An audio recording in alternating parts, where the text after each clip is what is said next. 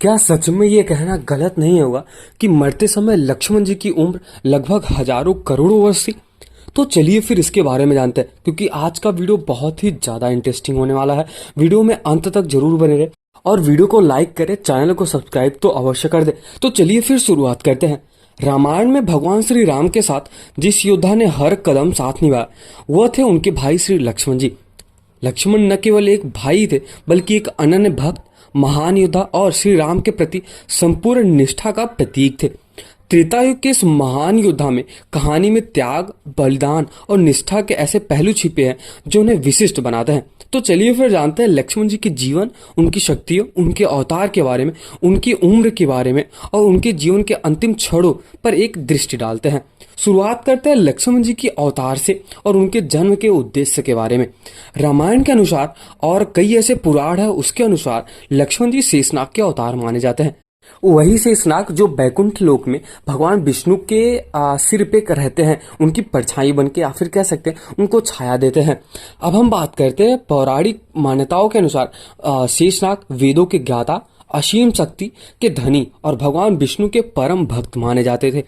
जब भगवान विष्णु ने पृथ्वी पर श्री राम के रूप में जन्म लिया, अवतार लिया, तब शेषनाग ने उनके साथ आने का संकल्प लिया और भगवान लक्ष्मण जी के रूप में अवतरित हुए। उनके जन्म का उद्देश्य यही था कि वे हर एक कदम पर भगवान श्री राम, भगवान श्री विष्णु का साथ देंगे और उनकी रक्षा करेंगे।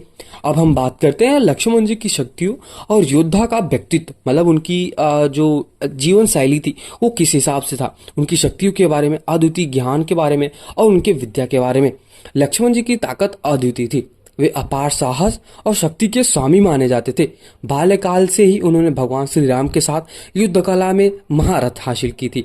उन्होंने अनेक राक्षसों का वध किया और अनेक कठिनाइयों में भी, परिस्थितियों में भी श्री राम का साथ निभाया। उनका बलिदान और वीरता का प्रमाण वह समय है जब उन्होंने भगवान श्री राम के साथ 14 वर्ष का वनवास सहर्ष स्वीकार किया और अपनी पत्नी उर्मिला को छोड़कर भगवान श्री राम के साथ वनवास में रहने का संकल्प लिया। अब आप ये सोचो कि जिसको वनवास मिला भी नहीं है, वो खाली भगवान श्री राम की, भगवान राम और माता सीता, मतलब जो माता लक्ष्मी है, इनकी सेवा करने के लिए, इनके साथ रहने के लिए, एक क्षण भी, एक पल भी दूर नहीं रहने के लिए खाली वो निकल दिए उनकी सेवा करने के लिए, उनकी पूजा करने के लिए, उनके साथ रहने के लिए। सोचो ऐसा कोई भाई मुझे नहीं लगता आज तक कोई होगा, या फिर ऐसा कोई योद्धा भी नहीं होगा कि उनके साथ चला जाए। वनवास के समय लक्ष्मण जी की उम्र लगभग 20 से 25 वर्ष मानी जाती है और यहीं तक अगर जो वाल्मीकि रामायण है उसमें लक्ष्मण जी की सटीक आयु का उल्लेख तो नहीं मिलता, परंतु ऐसा कहा जाता है, ऐसा माना जाता है, कुछ ऐसे पुराणों में कहा जाता है कि उनकी समय उस जब वनवास हुआ था तब वो युवावस्था में थे, लगभग 20, 25 या 30 साल में ही, और योद्धा के रूप में पूरी तरह से सक्षम थे। मतलब वो वनवास भी जा सकते थे और ऐसी ऐसी सारी चीजें थी जो वो कर सकते थे। अब यही अगर बात आती है तो जब श्री राम, लक्ष्मण, भरत, शत्रुघ्न की जब शादी हुई थी तब इनकी उम्र लगभग 18 से 20 साल बताई जाती है। मतलब 15 से 18 या फिर 20 साल बताई जाती है। मतलब एग्जैक्ट पूरा जो सटीक आयु है उसका उल्लेख तो कहीं नहीं मिलेगा। अब हम बात करते हैं श्री राम के प्रति लक्ष्मण जी की भक्ति के बारे में। मतलब वो छोटे भाई तो थे ही, बट उनकी जो भक्ति थी एज अ पिता और भाई की तरह वो बहुत ही ज्यादा असीम था। लक्ष्मण जी के जीवन का त्याग और सेवा का प्रतीक माने जाते थे। उन्होंने भगवान श्री राम के सेवा में अपने जीवन का हर क्षण व्यतीत किया, हर एक पल उनके साथ रहे। माता सीता के हरण के पश्चात भगवान श्री राम के साथ ही साथ लक्ष्मण जी ने माता सीता की रक्षा की और राम के युद्ध के साथ उनके साथ संकल्प लेना, उनके साथ रहना, हमेशा अडिग रहना, ये सीखा। उन्होंने भगवान श्री राम और रावण के युद्ध में अनेक राक्षसों का वध भी किया। भगवान श्री राम के साथ युद्ध में अपनी पराक्रम और विजय भी दिखाया। अब हम बात करते हैं लक्ष्मण जी के वनगमन और उनके त्याग की कहानी के बारे में। लक्ष्मण का वनगमन उनके प्रेम, निष्ठा और त्याग का प्रतीक था। उनके 14 वर्ष तक भगवान श्री राम के साथ वनवास में कष्ट सहे, न केवल शारीरिक बल्कि मानसिक कष्ट भी सहन किए। अब कुछ ऐसे रामायण में भी कहा जाता है, मतलब वाल्मीकि रामायण में भी थोड़ा सा ऐसा मिलता है और रामचरितमानस और कुछ ऐसे तमिल तेलुगु रामायण में भी ऐसा मिलता है कि 14 वर्ष के लिए लक्ष्मण जी सोए भी नहीं थे। मतलब भगवान श्री राम की इतना इतना भयंकर तरीके से वो सेवा कर रहे थे, उनके साथ हमेशा खड़े रहते थे कि वो सोए भी नहीं थे, कुछ खाए भी नहीं थे। मतलब इवन जब भगवान श्री राम कुछ खा लेते थे, कुछ बचता था, तब वो खाते थे। सोच लो उनकी जो तप थी, उनकी जो निष्ठा थी, उनका जो प्यार था भगवान श्री राम के प्रति, वो कितना भयंकर था या कितना बढ़िया था। लक्ष्मण जी अपने भाई श्री राम के प्रति इतनी निष्ठा रखते थे कि वनवास के दौरान उन्होंने नींद तक का त्याग कर दिया था, और ताकि भगवान श्री राम और माता सीता की सुरक्षा आराम से कर सके, कोई भी उनको दिक्कत ना हो। वनवास के समय लक्ष्मण जी का त्याग स्पष्ट रूप से दिखाई देता है। उन्होंने अपने सुखों, अपने परिवार और यहाँ तक कि अपनी पत्नी उर्मिला तक को भी छोड़ दिया था, ताकि भगवान श्री राम के साथ वन में रह सके। उर्मिला को यह भी पता था, यह भी ज्ञात था कि लक्ष्मण जी के लिए उनके भाई का महत्व सबसे अधिक सर्वोच्च माना जाता है, और इसलिए उन्होंने बिना किसी शिकायत के इस त्याग को सहर्ष स्वीकार किया। अब हम बात करते हैं लक्ष्मण जी की मृत्यु और श्री राम का लक्ष्मण जी के प्रति त्याग। इसके बारे में हम समझते हैं। लक्ष्मण जी का जीवन एक योद्धा और भाई के रूप में स्वीकार हुआ, और इसी के साथ ही समाप्त भी हुआ था। अगर ऐसा कहे कि जो लक्ष्मण जी थे वो भाई के रूप में आए थे, बट उनका जो समाप्ति था या फिर उनका जो पूरा जीवन शैली था, एक शिष्य के रूप में था। जब भगवान श्री राम के राजाभिषेक के पश्चात यमराज और श्री राम के समक्ष प्रकट हुए, तो और यह शर्त रखी गई कि उनके बीच जो वार्तालाप होगी, जो भी कोई बाधा डालेगा या फिर जो कोई इसको सुनेगा या फिर अन्यथा उसको जो भी देख लेगा, उसको मृत्युदंड देना होगा। अब ये तो सीधा सीधा अपने ब्रह्मा जी, भगवान शिव और जितने भी बैकुंठ लोक में रहते हैं, उनका ये पूरा लिखा पढ़ा ज्ञान था, पूरा लिखा पढ़ा एक कह सकते कहानी थी कि अगर अभी ये सब कुछ हो गया, मतलब माता सीता भी अपने लोक आ चुकी है, बैकुंठ लोक आ चुके हैं, अब भगवान श्री राम को भी आना ही पड़ेगा।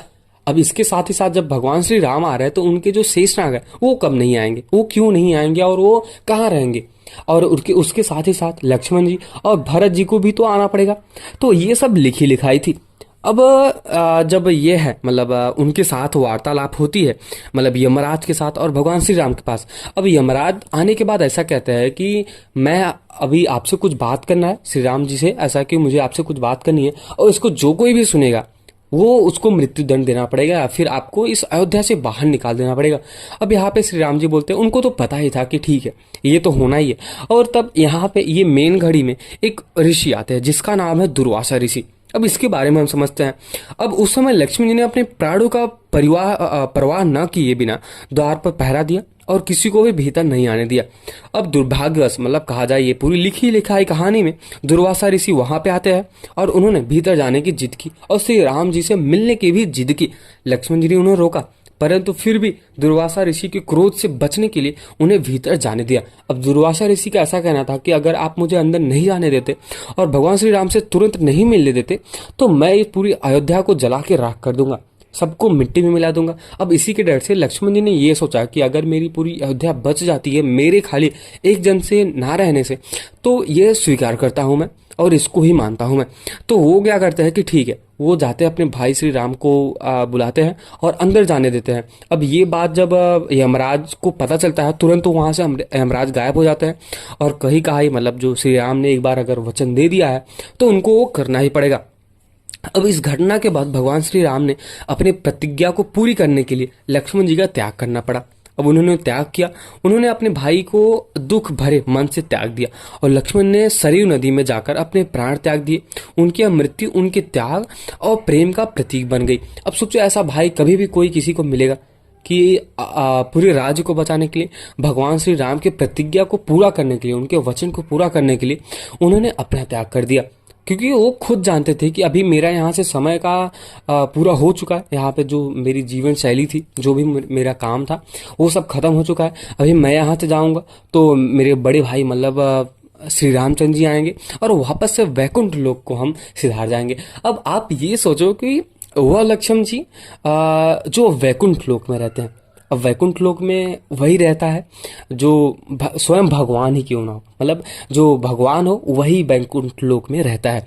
और ऐसे नॉर्मल व्यक्ति को तो वहां पे एंट्री नहीं दी जाती। वैकुंठ लोक में खाली अपने शेषनाग, मतलब लक्ष्मण जी और विष्णु भगवान और माता लक्ष्मी वास करते हैं। बाकी जब किसी भगवान को मिलने जाना होता है, जैसे अपने ब्रह्मा जी हो गए और भगवान शिव हो गए, तो ये वैकुंठ लोक में एंट्री लेते हैं उनसे आज्ञा लेते हैं कि क्या मैं भगवान विष्णु से मिल सकता हूँ।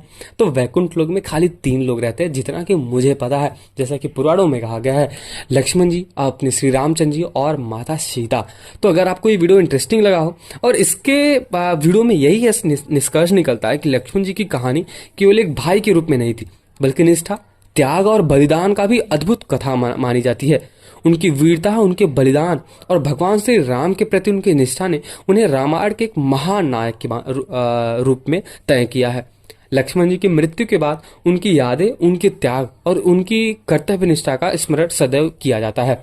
अब यही ऐसा कहा जाता है कि लक्ष्मण जी की भी पूजा होती, इस युग में शेषनाग की भी पूजा होती है। मतलब अगर भगवान विष्णु की पूजा होती है तो इसका मतलब यही है कि लक्ष्मण जी की भी पूजा हो रही। तो अगर आपको ये वीडियो इंटरेस्टिंग लगा हो, मैं आशा करता हूँ कि आपको पसंद ही आया होगा। अगर कुछ आपको सुझाव देना है, सलाह देना है, तो आप कमेंट सेक्शन में हमें बता सकते हैं। और अगर पसंद आई हो वीडियो तो लाइक करें, चैनल को सब्सक्राइब करें और अपने दोस्तों को जरूर शेयर करें। और जाते जाते कमेंट सेक्शन में एक बार जय श्री लक्ष्मण तो लिख के जाना और जय श्री राम लिख के जाना। मिलते हैं किसी और वीडियो में।